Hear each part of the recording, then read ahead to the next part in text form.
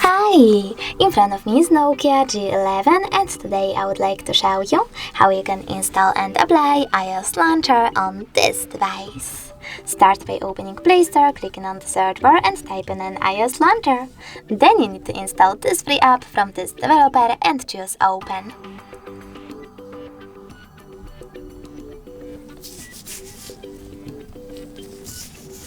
Now wait for the pop-ups to show up, and when they do, choose while using the app and allow in all of them.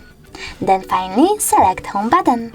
Now click on Always and then go into Devices Settings. After that, choose Apps and Notifications, click on Advanced and select Default Apps. Finally, click on Home app, choose iOS Launcher, click on Got it, and as you can see, Apple Layout was applied successfully on my Nokia.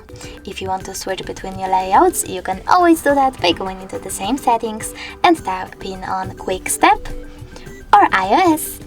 Thanks so much for watching. If you enjoyed this video, leave a like, comment and definitely subscribe. Bye!